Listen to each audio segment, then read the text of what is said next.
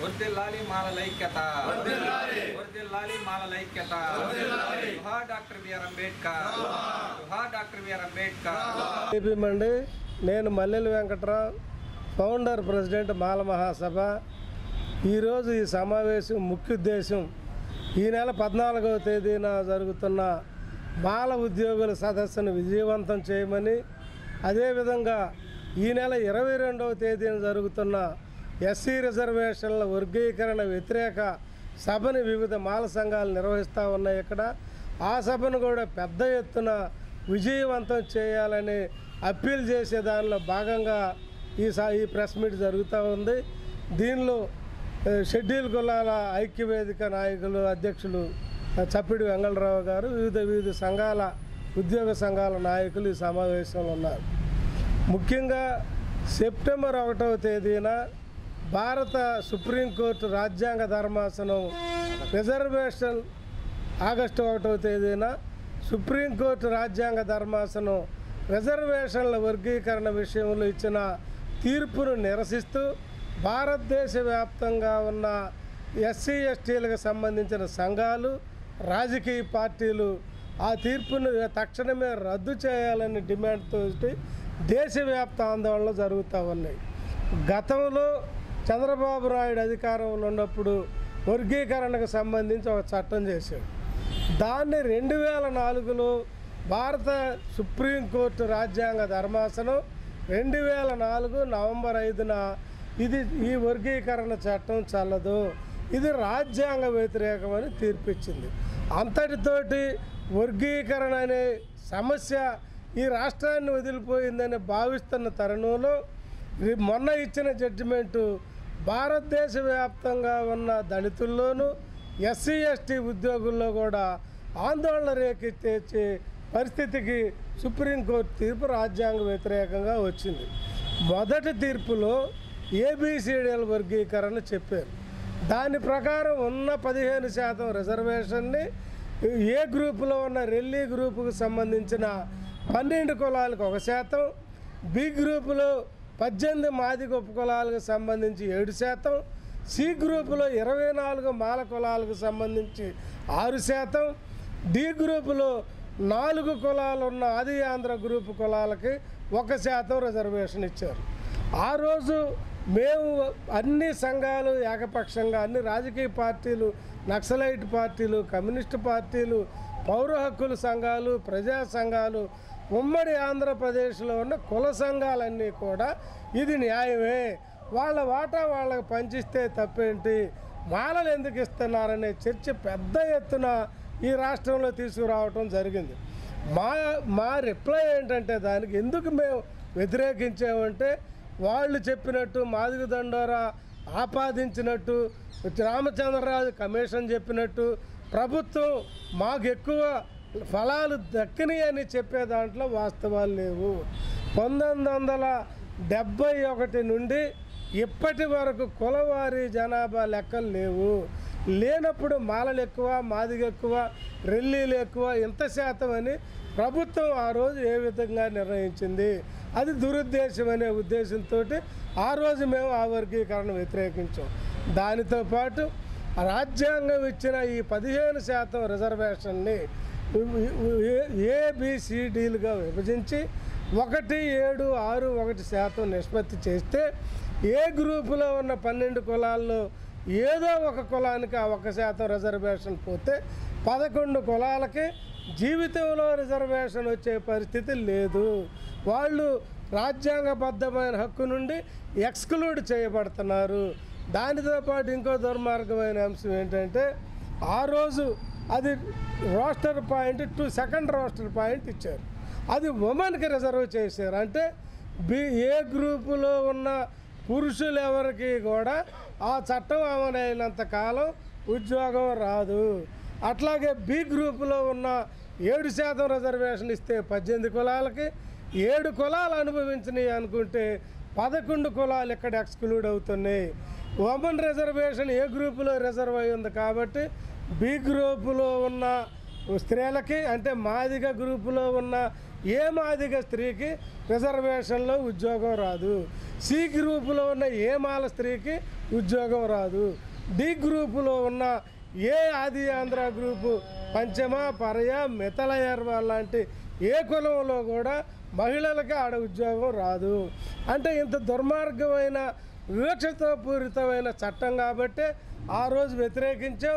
Supreme court రాజ్యాంగ ధర్మాసనం, justice Santosh Hegde ధర్మాసనం, ఇది రాజ్యాంగ వ్యతిరేకమైన చట్టం, రాష్ట్రాలకు అధికారం లేదు, ఇది సమాన పంపిణీ సమాన న్యాయం పేరుతోటి ఏ గ్రూపు కులాలని, బి గ్రూపులో కొన్ని కులాలని, మొత్తంగా ఈ వర్గీకరణ సిస్టంలో 44 కులాలను ఎక్స్క్లూడ్ చేస్తున్నాయని ఆ చట్టం కొట్టేశారు.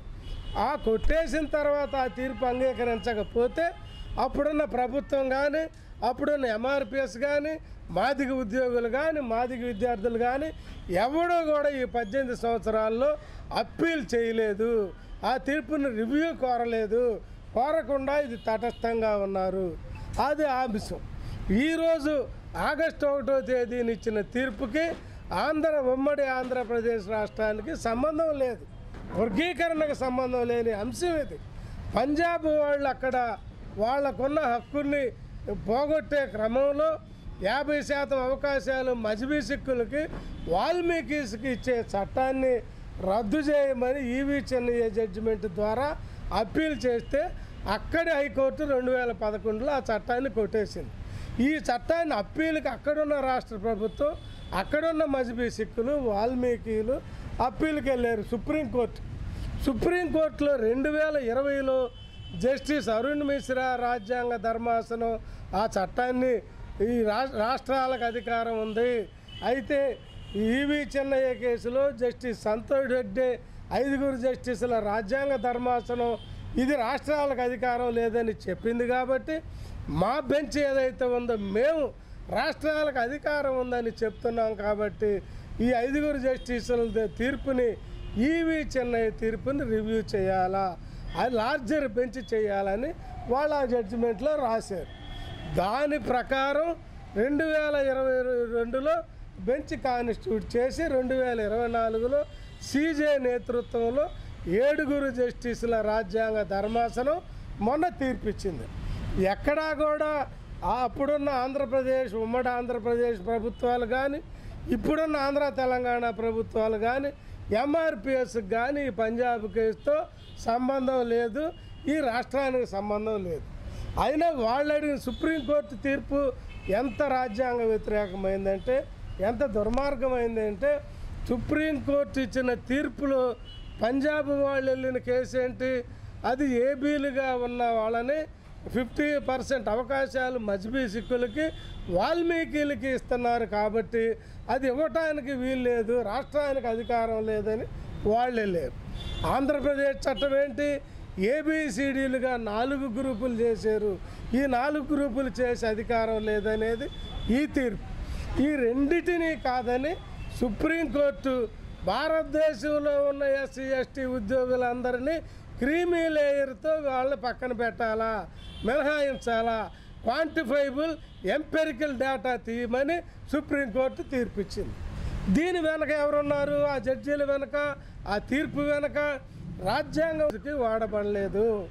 బీసీలకు సంబంధించి ఆర్టికల్ 340లో అది సోషల్లీ ఎడ్యుకేషనల్లీ బ్యాక్వర్డ్నెస్ అని చెప్పి మాత్రమే రాజ్యాంగ నిర్మాతల పదం వాడారు. ఆర్థికపరమైన వెనకబాటుతనం అనే పదం భారత రాజ్యాంగంలో ఎక్కడ రాజ్యాంగ నిర్మాతలు పొందుపరచలేదు. మరి క్రీమీ లేయర్ అనే పదం ఎవరు సృష్టించారు? ఆ రోజు 1992లో బీసీలకు రిజర్వేషన్లు ఇవ్వాలనే అంశం వచ్చినప్పుడు మండల్ కమిషన్ నివేదిక ఆధారంగా 52% మంది బీసీలు ఉన్నారు. ఈ 52% మంది బీసీలకి 52% రిజర్వేషను, ఎస్సీ ఎస్టీలకు సంబంధించి 24% రిజర్వేషన్ ఇస్తే మొత్తం 75% పైగా ఎస్సీ ఎస్టీ బీసీలకే పోతాయి. అగ్రకులాలైన ఈ అగ్రవర్ణాలైన వీళ్ళకి రిజర్వేషన్ 25%కే ఓపెన్ కేటగిరీలో పరిమితం అవ్వాలనే దురుద్దేశంతో రాజ్యాంగంలో లేని క్రీమీ లేయర్ అనే పదాన్ని సృష్టించి బీసీలు 20% కొట్టేసి సుప్రీంకోర్టుతో 50% సీలింగ్ రిజర్వేషన్ల 50% మించకూడదు అని చెప్పి తీర్పు చెప్పించి రూలింగ్ ఇచ్చి వాళ్ళు 50% ఓపెన్ కేటగిరీలో పెట్టి దురుద్దేశంతో దుర్మార్గంగా 92 నుంచి ఇప్పటి వరకు అనుభవిస్తూ ఉన్నారు. ఈ క్రీమీ లేయర్ని తెచ్చి మళ్ళా ఈ ఎస్సీ ఎస్టీ రిజర్వేషన్లు తీసివేయటం కోసం ఈ క్రీమీ లేయర్ విధానాన్ని ఎస్సీ ఎస్టీలకు అప్లై చేసే దుర్మార్గమైన ఆర్ఎస్ఎస్ కుట్రని బ్రాహ్మణీయ మనువాద కుట్రని సుప్రీంకోర్టు ద్వారా చెప్పించారు.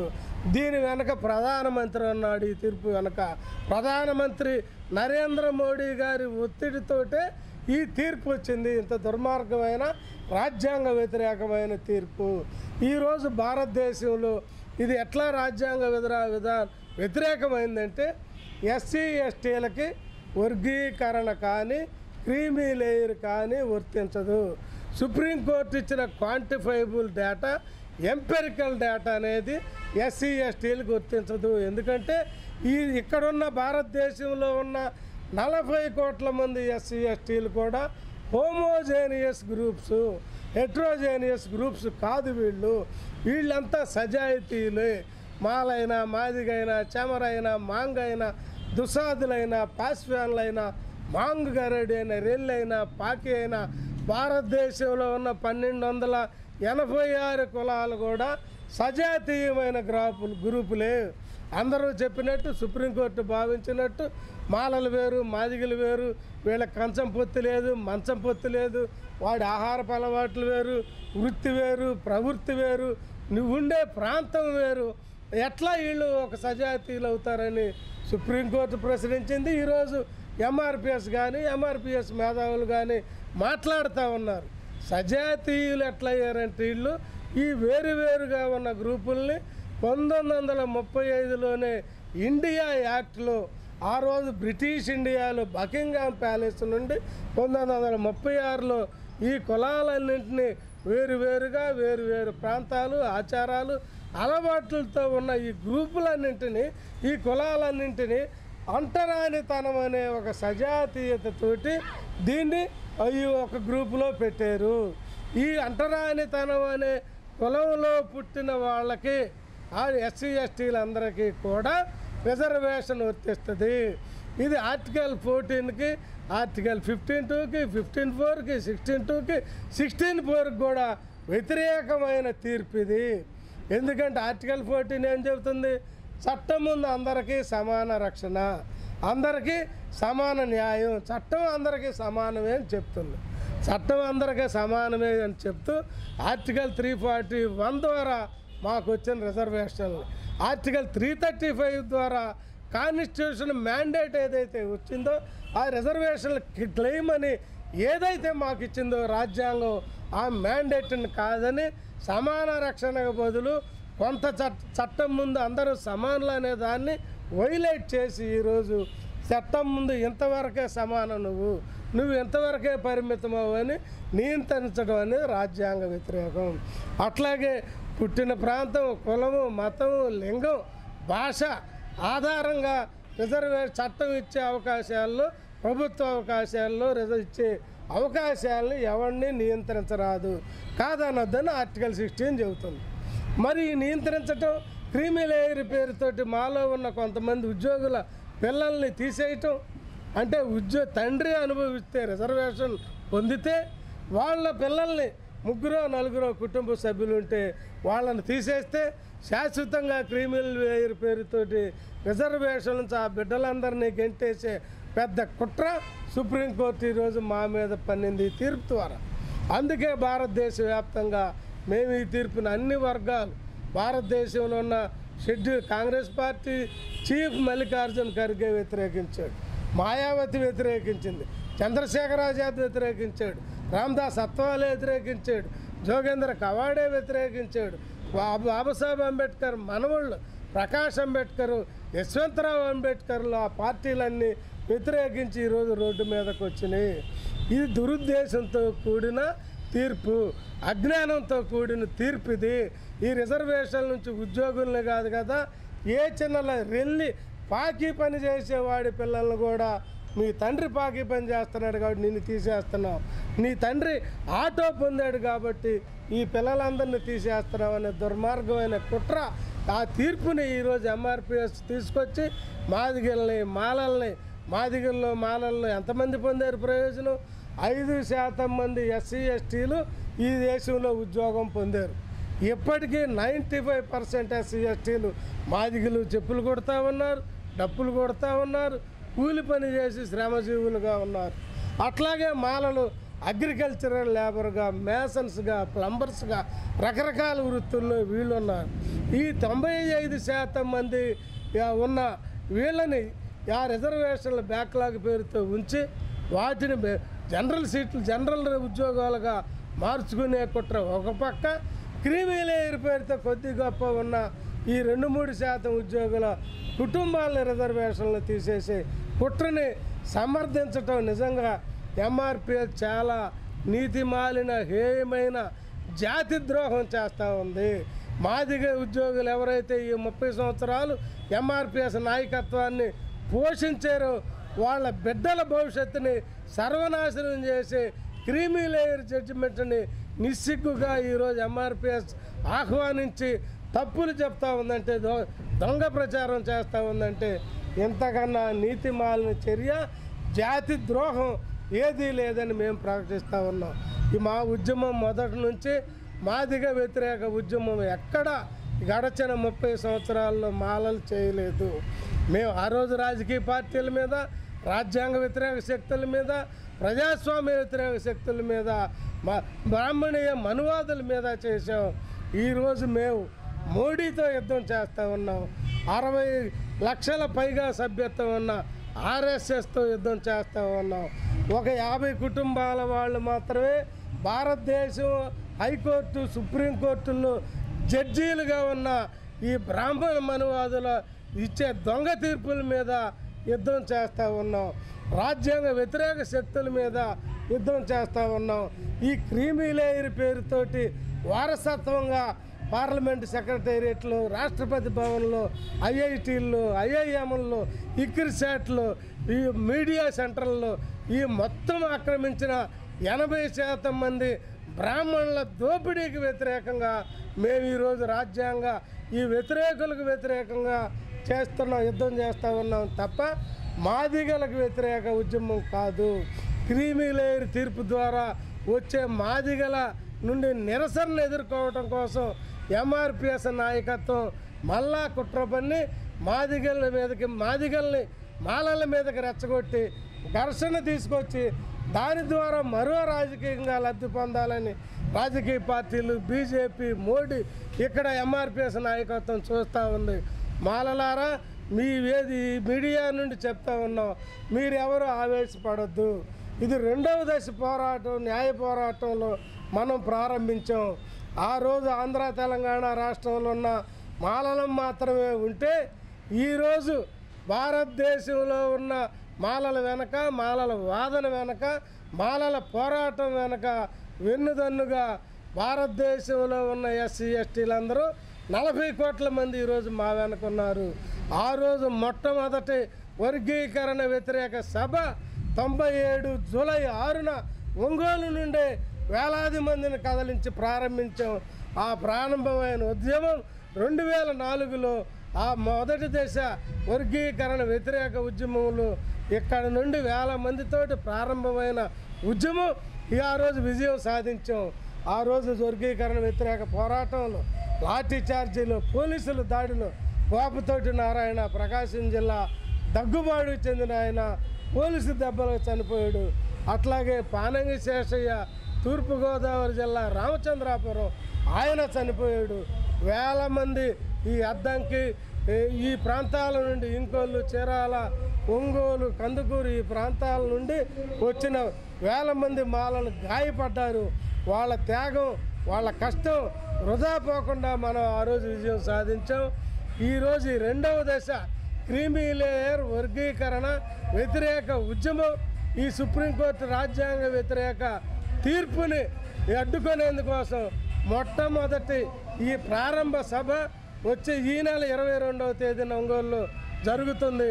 ఈ సభకు వేలాదిగా ఉమ్మడి ప్రకాశం జిల్లా మాలలు తరలివచ్చి ఈ జాతిని నిర్దేశించే క్రమంలో సుప్రీంకోర్టుని, మోడీని, ఈ దుర్మార్గమైన రాజ్యాంగ వ్యతిరేకమైన తీర్పుని ఎదుర్కొనేందుకోసం ఈ వర్గీకరణ క్రీమీ లేయర్ తీర్పులు రద్దు అయ్యేంత వరకు దిక్చూసిగా రేపు జరగబోయే ఈ వర్గీకరణ రిజర్వేషన్ల క్రీమీ లేయర్ వ్యతిరేక తీర్పును తప్పనిసరిగా వేల మంది ప్రకాశం జిల్లా ఉద్యోగులు, విద్యార్థులు, మాలలు, కుల పెద్దలు అందరూ తరలివచ్చి అల్లి మాల మహానాడులు తరలివచ్చి ఈ సభను జయప్రదం చేయాల్సిందిగా పిలిపిస్తా ఉన్నాం. జై భీమ్.